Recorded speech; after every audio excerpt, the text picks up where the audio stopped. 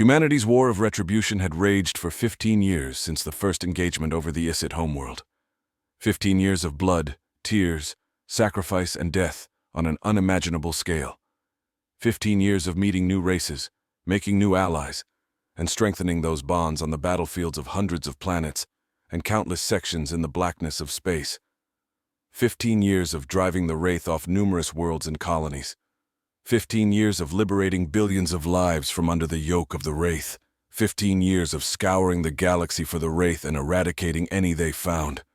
And now the coalition formed during those 15 years stood on the Wraith's final bastion, the home system of their creators, the ones that created them to fight their wars and conquer new territories, only to see those same weapons turn on them and exterminate them.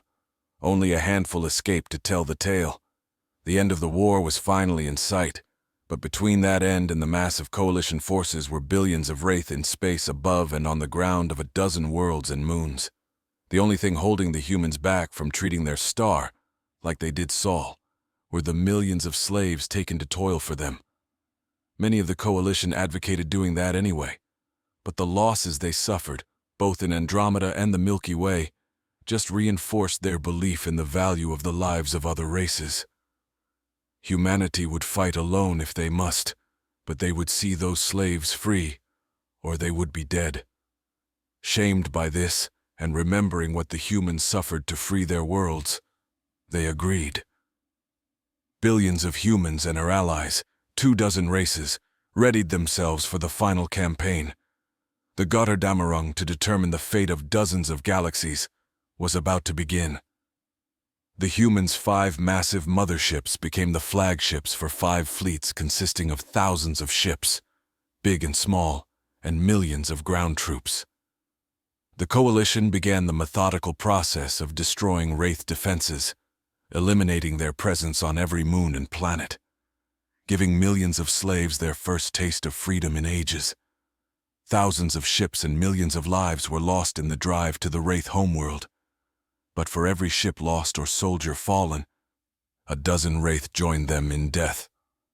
Battles bigger than anything seen, in even humanity's long history of warfare, were mere skirmishes in this campaign, until there was only one fight left, the only planet still held by the Wraith, the remnants of their once vast empire, now fewer than 1 million ships and a few billion ground troops.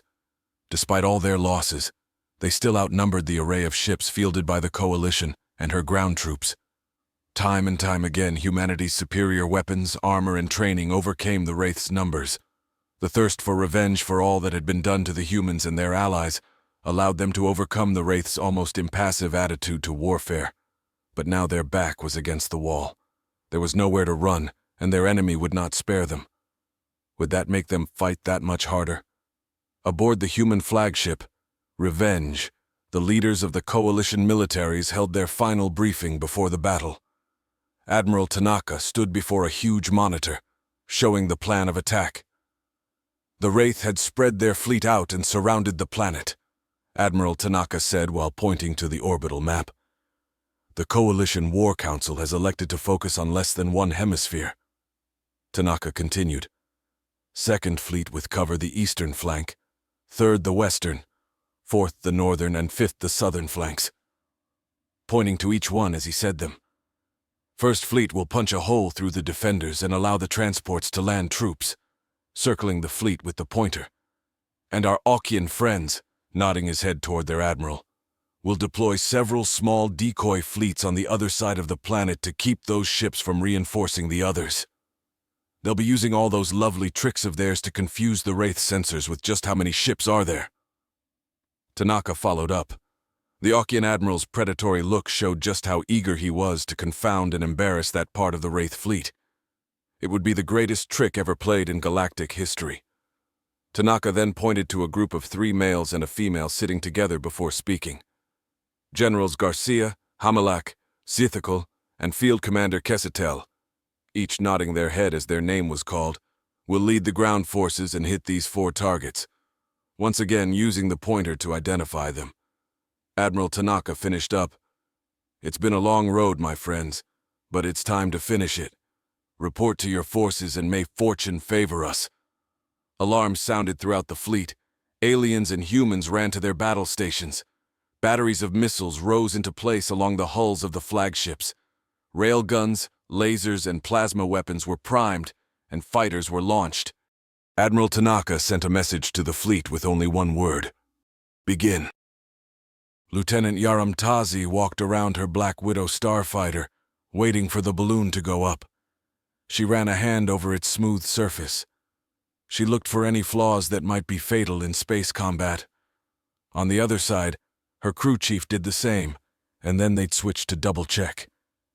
She admired the sleek deadliness of the design, just over 18 m long and 5 m tall, armed with 4 autocannons firing armor-piercing rounds, and 2 missile launchers along the underside of the spacecraft.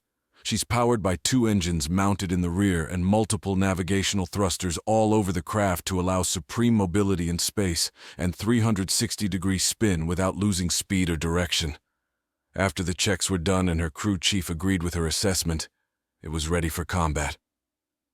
After settling into the cockpit, she began the check of the instruments, sensors, HUD, oxygen hookups to her flight suit, and alignment of the sensors in her helmet.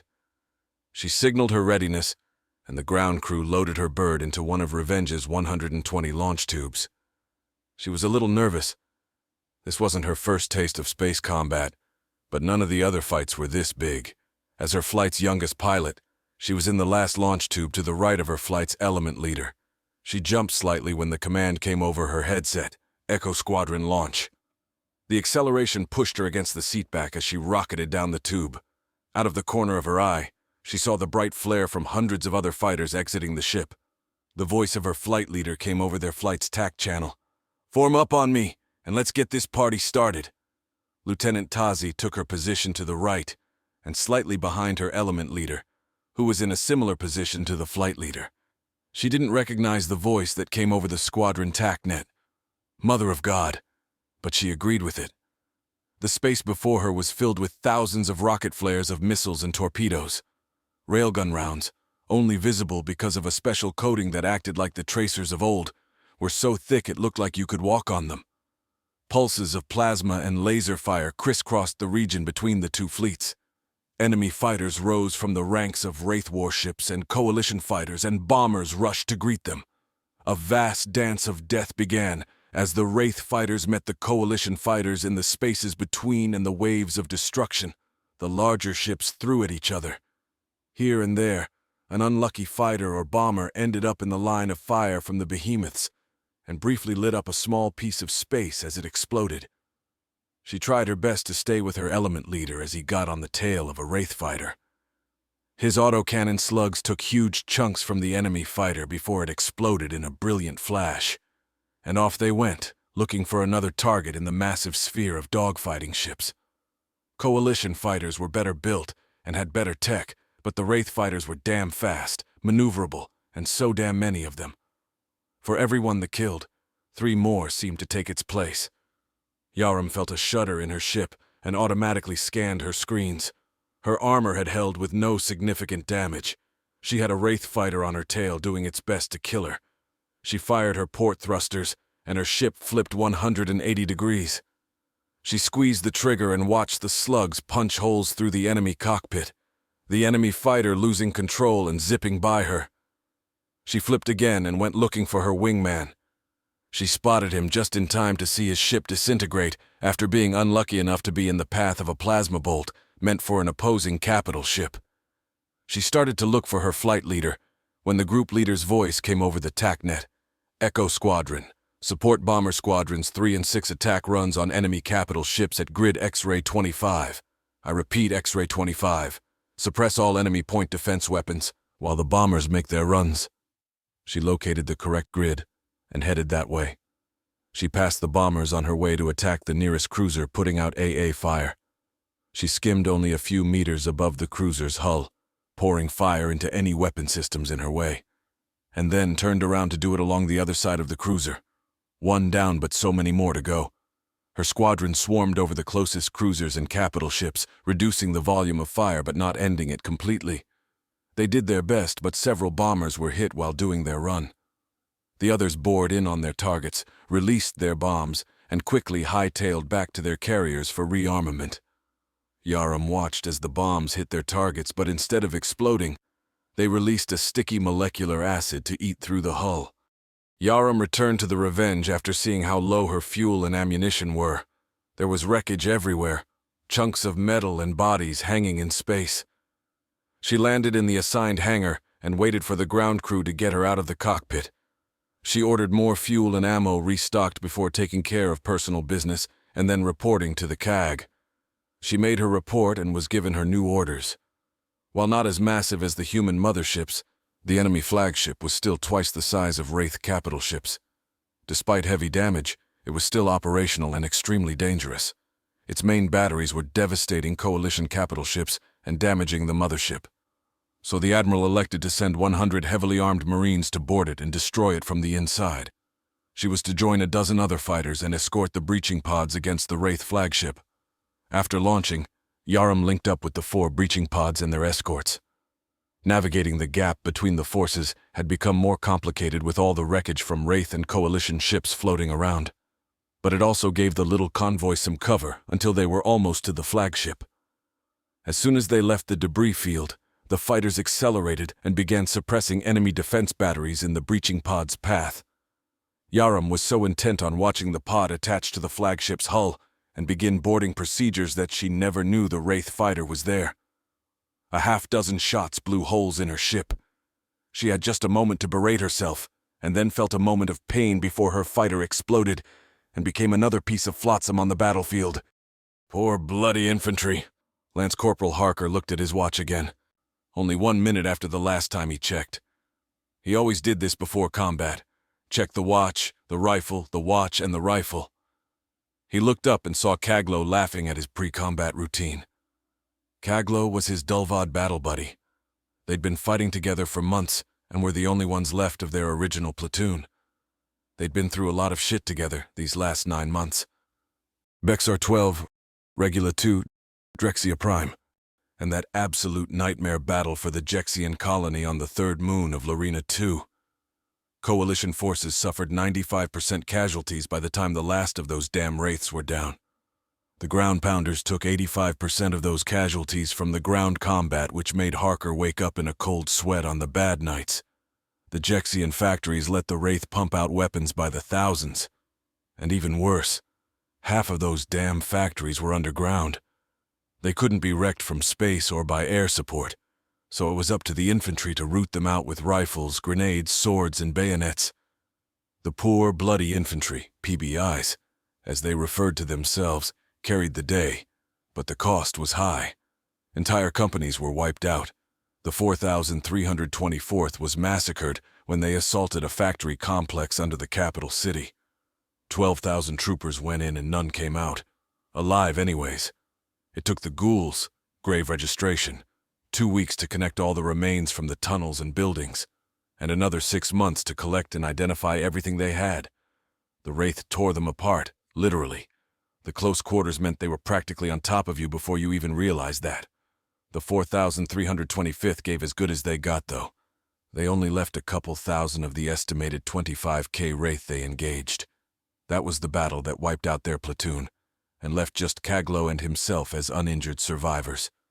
Harker rechecked his watch, looked at the Dulvad, and signaled 5 minutes to go. They double-checked each other's gear, especially the jump packs. It was a long way down if it failed. It was time. Harker gave Kaglo a fist bump and then checked to ensure the rest of his fire team was ready. The back of the dropship opened, and Harker and Kaglo stepped to the edge. The light turned green and they leapt into the air.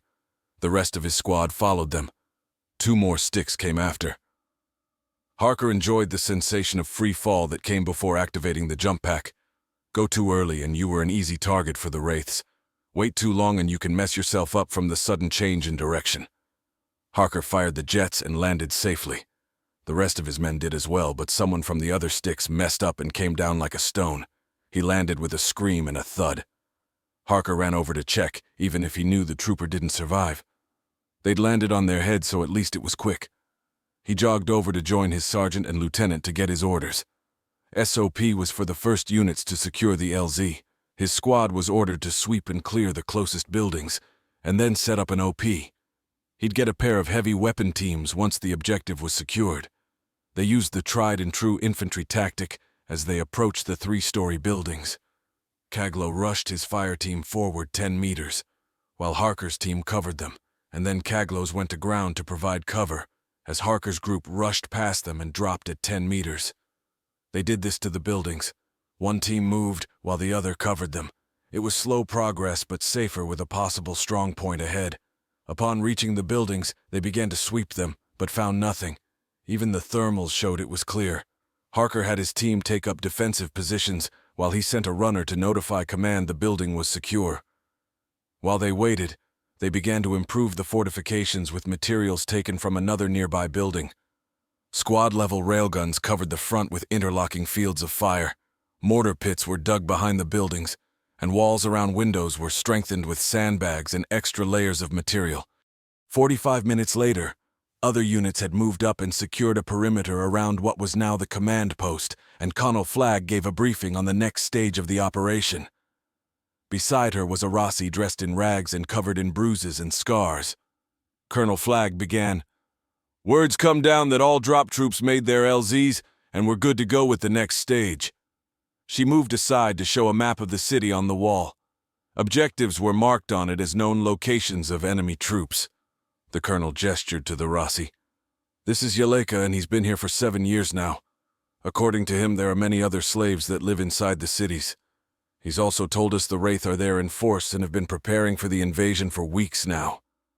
Colonel Flagg continued, "Our orders are to drive the Wraith out of the city, minimize civilian casualties, and secure it. This won't be easy, mechs. Artillery, TATs, and even air support are of extremely limited use in this environment. It's a shit job, but the Admiral knows who to call for that."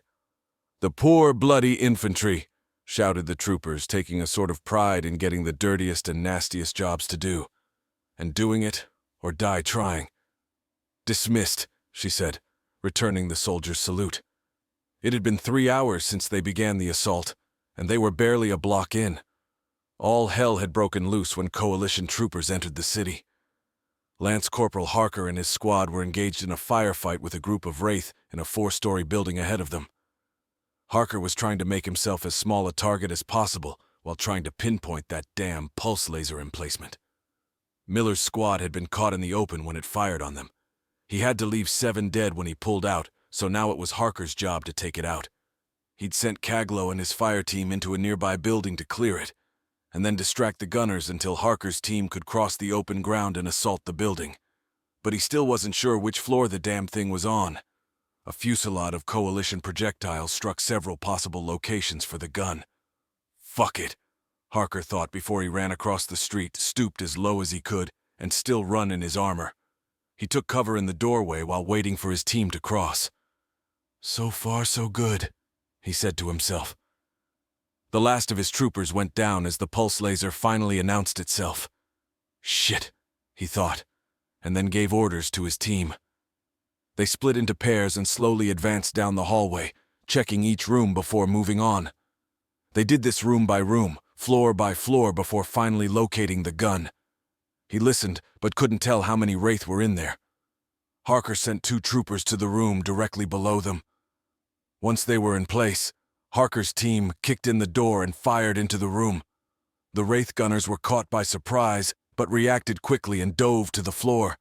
The second they hit the floor, a volley of shots pierced the floor from below, shredding the prone Wraith. After determining they were the only ones in the room, he crossed to the window and gave the signal that it was done. He tossed the pulse laser out of the window and had the satisfaction of seeing it break into pieces. The Wraith wouldn't recover that weapon. They finished clearing the building, met up with Kaglo's team, and went stalking the next strong point.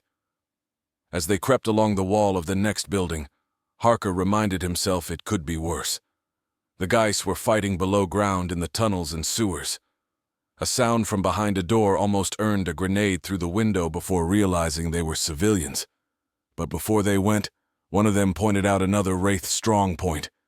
For 3 long days, the coalition forces fought a vicious close-quarters battle with the Wraith defenders. This allowed the Wraith to use their natural abilities to their fullest, and casualty lists showed that. The Coalition took more casualties from the puncture wounds of claws, talons, and fangs than weapons fire. Wraith claws, talons, and teeth met Coalition bayonets, swords, and other melee weapons. Coalition rifles became secondary to human shotguns and various pistols in the tight confines of urban combat. Block by block, street by street, building by building, floor by floor, and room by room, they battled the stubborn enemy. The Wraith used the lessons learned during years of combat with Coalition forces, and they learned them well. Companies went in and came back as a platoon. Dead and wounded were brought out by the suicidally brave medics. Numerous lives were saved because they were willing to go right to the front line and retrieve the wounded. For 3 days, the fighting raged until the Wraith finally had nowhere to fall back to. They took over a large factory located near the city center and wanted to make the Coalition pay the butcher's bill to drive them out. But that wasn't needed. Thermals and other devices determined there were only Wraith inside, so Command called in a bombardment from orbit. Once that was done, the infantry rushed the ruins and finished off any survivors before they could recover. 1 city down, dozens to go. Lance Corporal Harker sat with his helmet off and his back to a wall. His helmet, armor, and weapons were covered in the gore from several species. He looked towards Kaglo, but he wasn't there anymore. He got jumped by 3 Wraiths and managed to kill 2 before the 3rd brought him down. Harker killed the 3rd and then wept as his friend died in his arms. Only 5 members of his squad were still hale.